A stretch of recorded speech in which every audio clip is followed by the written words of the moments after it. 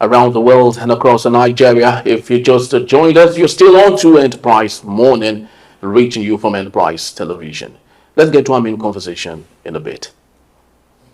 Rivers State Governor Siminalayi Fubara has sworn in the newly elected council chairman of the 23 local government areas following Saturday's election.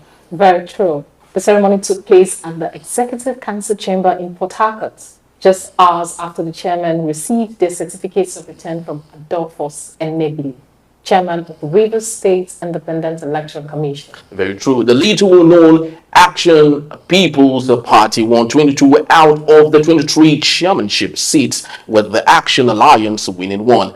During the swearing in, Governor Fubara urged the new chairman to adopt his calm and strategic approach to governance. He warned of plans to incite violence against the elected officials as they resume their duties, advising them to avoid confrontations and prioritize peace. Fubara also encouraged the chairman to focus on serving the people at the grassroots level, reminding them that patience and careful planning would help them succeed. He emphasized the importance of maintaining peace in the state, assuring that with the right approach, they would achieve their goals and fulfill the promise made to the people. But elections are one thing, post-election is another. Very true. And to discuss these and more, we have joining us from Chicago in the United States of America, Adeni Kunu. He is a public affairs analyst. Good morning to you, Adeni. Good morning, Adeni. Yeah, good morning, and I feel really privileged, and it's a huge pleasure to be on your television station. Thank you. Thank you so very much. And still, of course, in the studios is Barrister Vansofeli. Thank you as always. Thank you for having here. Sure, so. All right, so let's kickstart this conversation, and I'd love to start with you, Deni Ikunu. And I know you've heard, you've learned so much, even if you are in the diaspora, you've learned so much of what's happening right here and back home in Nigeria. Please, what is your take on everything that's happening, particularly in Rivers State? From your vantage point, that is. All right, I'll say it's deja vu, really. For the past 12, 16 years, thereabout, our River State has been characterized by the peculiarity of such challenges. Do not forget that all of this fracas began from the federal level up until the local government level, when Rotimi Amechi himself narrowly escaped being thrown, like a baby with the bathwater. But because the court processes salvaged the situation, he eventually found himself as the person who headed River State. Now, since he left office, it has, continued that way. But let's actually go to the context of this conversation, because there are certain fundamentals that we must not miss. There's a court injunction that spells out the fact that there has to be local government election by the Supreme Court right there in River State before the end of this October, or the allocation that should go to the local government definitely wouldn't be given to the local government. And that is the court injunction, or the verdict of the court of competent jurisdiction, which is the Supreme Court basically. But there is also another court, a lower court most definitely, the Federal High Court, that gave its own verdict that, such elections should not go on for certain reasons. Now, in my layman understanding of the law, as a broadcast journalist, my understanding of having read many judgments from the court tells me that the position of the Supreme Court is actually superior to the positions of the inferior court. And let's bear in mind here that such elections are not conducted by the Independent National Electoral Commission, but the state Independent Electoral Commission. So there are certain fundamentals that we should look at. And at the same time, let's also understand this. The people, for the first time in my estimation, are able to make a decision that they want to participate in an election that directly affects them, which they did. It's time for us to understand that the continuation of what has become basking in the delirium of illegalities must stop. It is also disgraceful for the presidency of this country, that you have a minister of the Federal Republic who is still moving back and forth political parties and political party affairs against the allegiance you expect him to show, regardless of the fact that it was an appointment, which I think, well, we wouldn't want to talk about so much because Mr. Wike is still a Nigerian and can serve, if at all democracy is to be described as something worth the while. But the indiscipline, the recklessness, and the lack of regard for certain party institutions or guidelines seem to be second to none as far as Mr. Wike is concerned. And if you look at what has followed that election, it is obvious also that the police actually, they made me almost shed a tear because you're talking about the police of the federal government that since Amici, they've continuously been used or they have continuously been equal perpetrator of such problematics in Rivers State. Don't forget Mr. Joseph Umbu Joseph, who drew to me Amici, and now they withdrew security for him. So for now, I'm happy that the people of Rivers State have decided, and it seems as if Ubara himself understands that he's battling with the political hegemonies in that state. And it seems to have outscripted them by even swearing them in when all of us were in church. So I think that that's how I want to begin my response. Okay, thank you, Adini. Now let's look at it from this angle on political dynamics. What does the electoral dominance of the Action People's Party APP winning 22 out of 23 chairmanship positions suggest about the political landscape in Rivers State, and how might this affect intra-party dynamics and inter-party relations? Well, I think it's about trying to fit into some newly created puzzle, and a quick fix often will not resolve it. Do not forget that all of those who shifted from the political party they belong to, don't forget they've been moving from PDP, APC, up until there was necessity for them to go to APP, which they did. They wanted to solve a problem. And since Mr. Wike has been telling us that he's the godfather of PDP, so they felt, let us move away from there. Don't forget the people who, we are talking about 22% out of 23. Yeah. Those persons belong in the PDP before necessity resulted in their shift to have moved to the party that under whose auspices they clinched the victory. So essentially, these were supposed to be PDP members, but it opened another chapter up for them to be able to take advantage of, which they did. It is going to be difficult now for Wike, from what I've seen.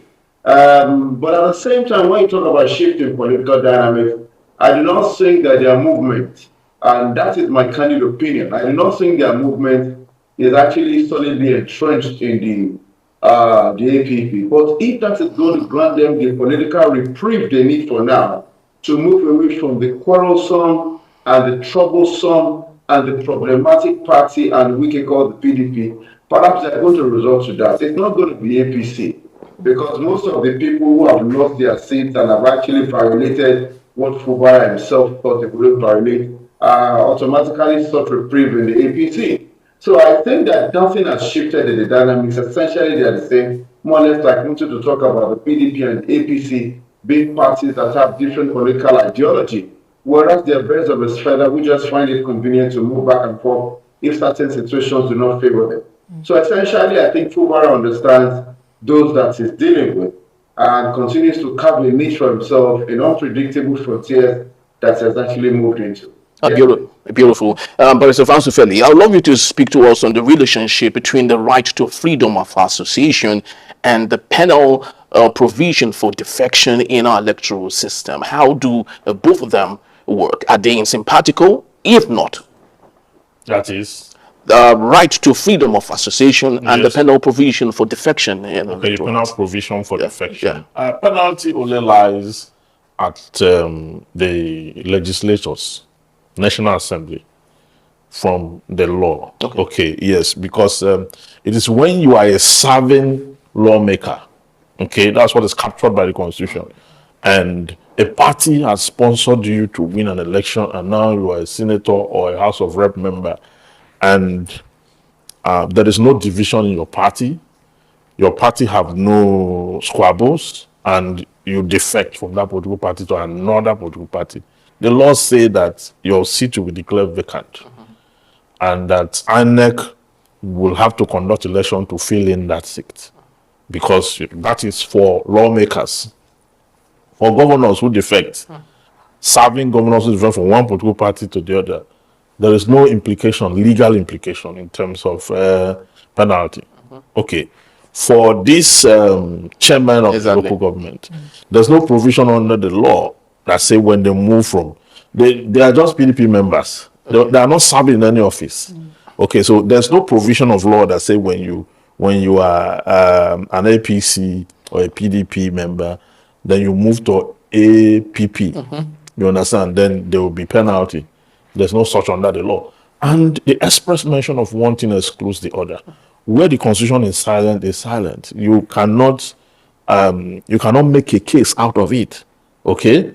Just like the issue of what the president did recently, when he gave the GCON to the House of Rep, the speaker recently, and the president was boggled to a point where he didn't know what else to do. The law, the extant law that set up that award, national award, says you can't give that award to more than 2 people in a year. Okay, that is National Honors Act 1964. Now the president gave it to the CJN, and I gave it to Akpabio, the Senate president. I gave it to the House of Rep. Gave that one CFR, and then they voted. Yes. Now the president, if you look at the law itself, the law is already clear that you shouldn't give it to a third person. But because they boggled him to a point, he had to break the law. Okay? Now, also, there is no provision in the Constitution, okay, clearly stating the fact that the House of Rep is a lower house. It's in government that we're taught in school, all those things. Senate is upper house. This one is lower. Classism. The law doesn't say so. The law said there shall be a national assembly that will be comprised of 2 houses, the House of Senate and the House of Rep. Okay, that's what the law said. So the argument that the House of Rep is a lower cadre, and so the speaker should have something else, they contend against, and the president will not find any provision in the law to use to confront the House of Rep members to say, see, you are a lower entity. Write them a letter. You are a lower entity. Provide provisions. The Senate, the Senate is higher. Make provisions. When there is no provision in the law, you cannot read into the law what is not there. So when we were much younger, we were studying government, and they told us that this is the upper house, this is the lower house. At that level of intellection, you cannot contend with it. But at first year in law in the LLB program and the second year LLB program, you are confronted with so many things when they open the Constitution. You are looking for the House of Rep as a lower house. It's not stated in law. Yes, because what I'm saying is, I'm using that to explain the fact that if you are going to court to contend anything in this local government election, one of the grounds for your contention cannot be that these people were PDP members and they just overnight crossed to APP members and they won election and they were sworn in the next day. It cannot be your argument because there's no provision of law to substantiate that. Maybe what they will do is to take issues of substantial non-compliance with the Electoral Act. Okay, if that is the issue, that's what they can take up. They maybe look at rigging or whatever it is, vote buying or all that. That will be all grounds or maybe qualifications of the respective members. You know, politicians, they don't go to school. There's no position in this country that have results. We don't want to go to that conversation. They usually do not have results. If they want to go there, you can go there. You can find issues you can use against the 22 of them or some of them. You understand? But as to say that because they were PDP, they defected, therefore, there is no such thing under the Constitution as an infraction against the Constitution. You cannot contend that in court. Thank you. Adini, coming back to you, let's talk about conflict and violence prevention, because FUBA have actually given directive to the local government chairman and warning them about planned violence against elected officials. Now, what strategies can the local governments implement to effectively manage potential political violence while maintaining public order? I think people don't quite understand the kind of powers that are at the disposal of a sitting governor of a state. If they understood that, nobody will undermine the sitting governor. Now, historical records have shown that the person who is the governor, even if the person were to be your political godson, must be respected. And that is where the person of Nyesom Wike failed. And that's why anytime we see honor coming to us, even if we help to sire somebody to power, we behave ourselves. Wike has not behaved himself. It is therefore important for them to understand that the battle that Siminalayi Fubara has fought, for them to actually have become local government chairpersons, must not be thrown away. They have to understand that this duty is to the people of Rivers. Let me tell you, there's no crisis in that state right now that you are going to say we hold them back. They have duties, they have the powers. And let me also say this. Don't forget that these days we've got private security that have legitimate backing of the law. They can carry arms now, even if it is not assault rifle. And let me put it in public domain here on your television station, that for the first time in Nigeria's history, the police did not participate in an election, and the election was rounded off within 24 hours. The certificates of return were given, and now they were sworn into. The first time it did happen, and the level of violence expected in this particular election was minimal. So you have to understand what really has been happening to previous elections when you've got the police involved. They do not also forget that according to the Electoral Act, INEC, I'm just trying to use that as a microcosm to explain this, INEC has that responsibility to tell police, we want you to help us here and there. The police cannot just come into an election and want to do anything. The same way the Rivers State Independent Electoral Commission, had the police been part of this election, would have told them, this is where we need you to assist us. So something must actually be wrong with the police getting involved in an election, and there has to be a lot of work done to ensure they do right. So when you talk about crisis, I do not think there's going to be any crisis too much for them to handle, because they will be looking up to the governor of the state. And don't forget, the APP did not win all the seats. Even if the AA won one, I think it is also indicative of the fact that a level of flexibility was given to those who also participated. Don't forget, the same chair, the result didn't come in early. And when it came in, we found out that it was not the APP that won, it's the AA. So it tells you that there's a level of fluidity in how this was handled. But ultimately, and I need to be very clear here, that whatever crisis that comes, it will be managed, because their boss, their superior, Mr. Fuba, has handled the crisis as well. All right, Ambassador Francis Philly, tell us, what is this about this repetitions? History is repetitive. What you see happening today in River State is something that has happened before. If you take a look at that, from history, Edison Ehie, the current chief of staff, was praised highly. It's on social media. He participated a lot in ensuring that what happened actually happened well for his boss, and that was what Nyesom Wike actually did while he was chief of staff also. Tell me, do you think or do you see a situation where what is happening today, what has happened in the past, would equally happen in the future as regards what is happening today in River State? Would we see a situation where Fubara would equally have an Edison Ehie to go against with what is happening today? Well, you are asking me to analyze the future. Yes, if you may. The future is not yet here, but because we need to that to know how to there's a political recalibrate. Motive. Yeah, there's a political motive running across. We have similar character, political and behavioral dispositions are similar. They are similar because we're all in the same environment. Most likely, we think almost the same way. Okay, every politician who has risen to that point that a governor always want to, fortify himself when he's leaving. He gets someone, you understand?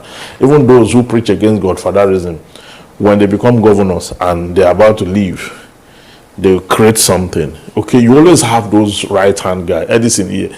I mean, we saw how during the squabble, the main problem when they're having this issue, how he took, he was a fashional speaker. Okay, from there, snowball into some other things. He left, became what they call it, the chief of staff, and then from there, he played a very fundamental role in what has just happened. Politics require collaboration. Okay, if you are going to make anything meaningful. Now, all this script is just to be able to tame Wike, who, by the way, had become a behemoth. He's in bed with APC. He's by nomenclature, a PDP member. You understand? And his own political understanding of the situation of River State is very selfish. Did you hear the songs they were chanting during the election in River State? You see, this thing was possible not because of Fubara. Okay. The people themselves had resolved that they are going to ensure that they teach Wike a lesson. Because I heard the song they were chanting and the way they... Do you know that there was no time enough to even campaign to the people? There is no PDP, you will vote. The transition was very, very swift. I mean, how did all of them come to that knowing?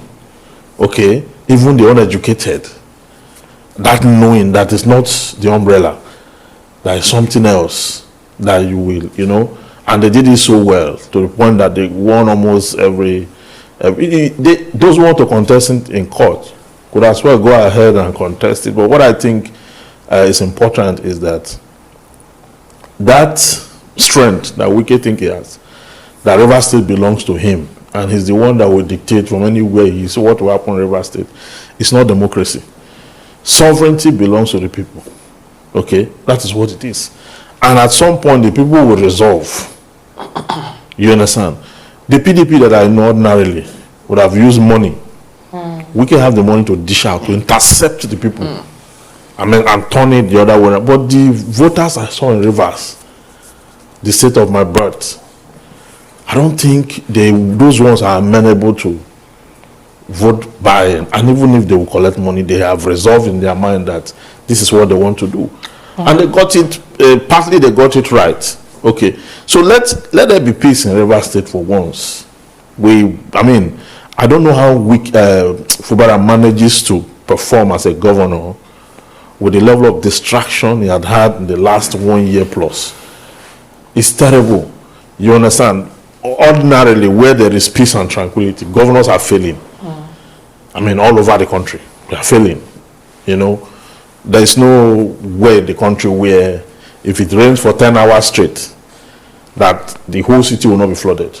And you have a governor there with ecological fund, with security vote, with allocation and everything. They are all failing. But this man with this distraction is able to do what he's doing, pushing forth and all that. I think people should be taught a lesson that nobody own everybody. It's not possible. Okay. All right.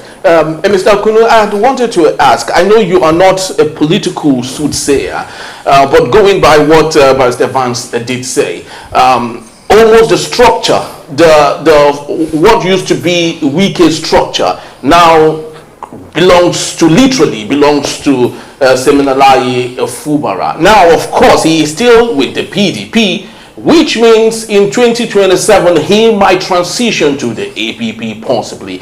Tell us, what do you think Fubara needs to do to avoid the litigations that might cost him possibly a situation Yeltsin Wike might take advantage of? Well, I think Ofili said something very poignant there. He talked about the people's resolve and the fact that they are tired of all the bickering and the problems in their state. Let's understand, every democracy, it has always been about the people. And that is why when we talk about the electorate, there has to be a proper conscientization of those who participate in election to be able to make them see the proper picture of the kind of power they have and that they can wield an election. There was rainfall. People came out to participate in that election. They defied every odd. And they also sang certain songs. It tells you that that is it. You see, the problem on ground is as easy and as glaring as day.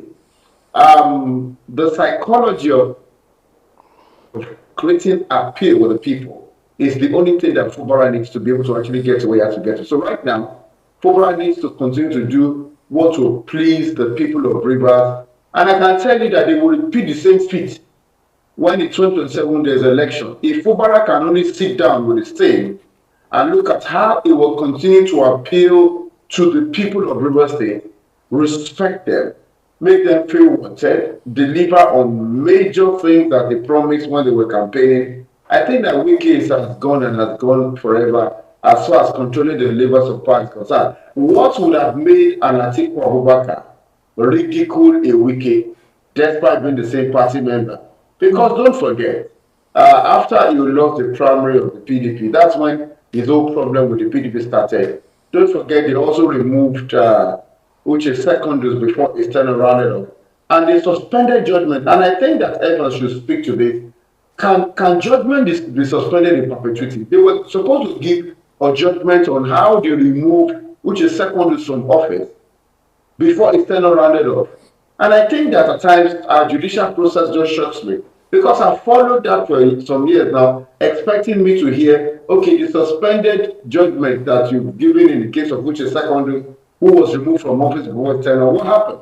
So I think that we have to look at the part that the people play here and continue to speak to the issue of the fact that as long as the governor can appeal to them, respect them, make them feel loved, they will give him the victory and he will get a second time, no matter what the people of Rivers or what the PDP issue, the PDP party members and all of the executive think. That's the fact of the matter. Okay, thank you, Kono. Barrister Evans, let's look at the role of governance now. What are the long-term implications for local governance or local government in local governance in Rivers State if newly elected chairmen fail to adhere to the governor's call for patience, calculated leadership, especially in managing grassroots expectations and challenges? Well, then there's nothing on earth that say that Wike cannot infiltrate this new local government. Yes, there's nothing that says. So politics is a dangerous game. You see, in politics, someone is always being used in politics. Yes. And whenever you look around now, you cannot find that person that's being used. You know that you are the one being used. You understand? So, don't forget that both Fubara and this whole local government chairman were all loyal to Wike before. I don't know if you understand. They were all loyal to Wike before. They all worked together to get to where they are now before they started having problems. So I don't know what is in Wike's mind. The one I can decipher now is that litigation is the path they have chosen. Okay. As to using any of the 22 local government chairman to upstage what they have created. That was a different thing entirely. And who says there's nothing that also says that one or two of them will not have problem with Fubara in the future. Even the Edison here and all that could still have problem with how did Fubara, how did they start? I mean, it used to be Wike's they say Kasha from there to his accountant general from there to and all that, and Wike chose him because he was gentle.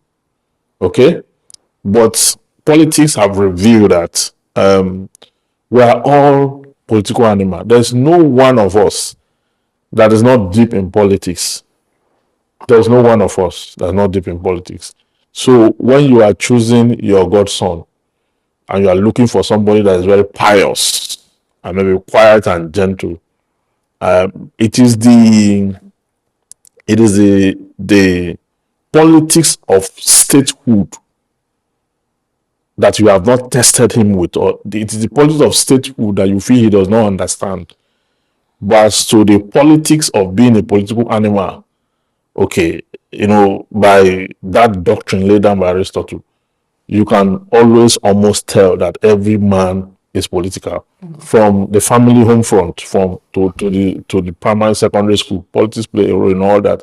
So at the end of the day, you will be shocked by what a human being can put up, at the end of the day. So Wike, I mean, this serves him right. I do not believe that one person should dominate everybody. That's not democracy. That can happen under monarchy, some other kind of system of government. But democracy that promises everyone authority. One of the political scientists said that politics is the authoritative allocation of value. Okay, so if it is the authoritative allocation of value, it means that that doesn't sound like what one person should hold. There is a share to every person, to hold on to power and then to transform society. But since the Nigerian politics is not about society, it's not about the people.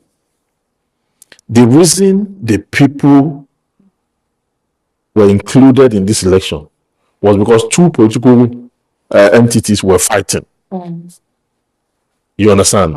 And one of them had to remember the people and go to the people. And the people needed to also exercise their sovereignty, their legitimacy, their whatever it is. Power belongs to them. It's not because Fubara believes in the people. It is because there's infighting. Because in Nigerian politics, everything counts except the people. No, that's the truth. If in the absence of war between two godfathers or two outgoing and incoming, look at Edo, just look at the structure. If there is peace and harmony within politicians, the people don't matter. It does not matter what they do. Their votes will not count because they will buy it and you understand. It's when there's problem like this, the people now develop a resolve. Because one side will now go to appeal to the people and say, see, would you want one man to be in Abuja to govern you from Abuja and all that? The sentiment is what they use here. So Fubara is as politically, it's not different from Wike. Okay. It's not different from Wike. They are both politicians. They are not different from each other. But one person seems to be having an advantage because of the overbearing force of the other. And that's what is playing out here. So if in the next election or before Fubara leaves, you understand, he starts to behave like Wike, we should know that politics is capable of making people whatever it is you make of them. All right, Mr. Kumi, just before we let you go and drop our anchor, the world is a global village. You are in America. Let's see what one or two we can learn from that side of the world. Congressional party defection in American history has been there. In 1992, it happened, and so on and so forth. So tell us, what do you think we in Nigeria can learn from political playing and its tactics and its technique as it happens in America, especially as you all go for the ballot come November 6th? All right. There's something that Evan said in that definition. It talks about democracy as being the authoritative allocation of value. The key word there is authoritative, which is the insignia of legitimacy when you want to allocate power. I want to establish that in this conversation. In the US here, when they talk about authoritative allocation of value, they've been able to achieve that by strengthening the institutions here than the individuals. That there are levels of recklessness you bring to the political sphere that ridicules you, limits you, diminishes you, and makes you incapable of executing your negativities. If you look at the January 6th of a couple of years back, where the Capitol and all of those places were invaded by certain Americans, if it were to be in our side of the world, some persons would have gotten away with it, which happens to be why they always celebrate good luck Ebele Jonathan, that he lost an election and he accepted it. But when you lose an election, are you not supposed to leave the office?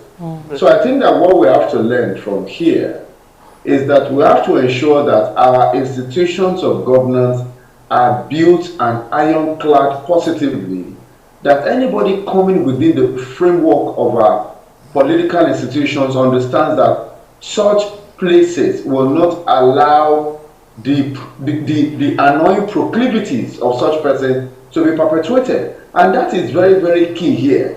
We have strengthened individuals to the point that they do disgraceful things and they appear to go away with it. And we also must understand that if we have to throw away this constitution that we have, we need to go away with it. Because I found out that the American people have, I cannot even remember at the moment how many amendments they have had to their constitution when it comes to major issues. Our constitution in the first place was not put together as a document that actually experienced the consensus needed through which constitutions are birthed. So this constitution is a fraud to begin with, operated within weak institutions, and definitely you have ridiculous outcomes such as we see. So we can learn how to build institutions from the American democracy. We can see how we either rewrite a constitution or properly amend the constitution, and we have to build individuals with character who understand they have to be civilized and not misbehave. Regardless of the fact that everybody is a political animal, you can tame animals to behave themselves, and I think that is what we should do, so that we can get away from all these disgraceful things that we see year in, year out. We are 25 freaking years in this democracy, and I feel pissed off when I see a lot of these things happen, because this is my country, Nigeria. Wow, thank you so very much, and we equally love to appreciate you for staying awake. That's about it's about 3 p.m. right there. Yeah. It's about 10 minutes to 4 a.m. Oh, okay, sorry. It's my own. Yeah. So an Enterprise TV is our own TV station in Nigeria. So what do we do? Thank you. It is our own. We have to keep promoting the brand. Thank you. Thank you so very much. We appreciate your time. Thank you so very much, sir. Yes, Pastor Fansifeli, thank you so much for being here. Choma. Thank you, Henry. All right, people, that's just about the time we have for our show today. We truly do appreciate the time. Wherever it is you've streamed, you've watched from around the world, we'd love to say thank you to you. But please do well to see us, visit us anytime that you want to at enterprisetvnews.com, and also do like, comment respectfully, that is, and follow us on all our social media platforms at Enterprise TV7. I am Henry. You could begin. And I'm Choma Okoho. On behalf of the entire team of Enterprise Television, thank you once more. We'll see you tomorrow. Rise and early. Thank you. Bye-bye.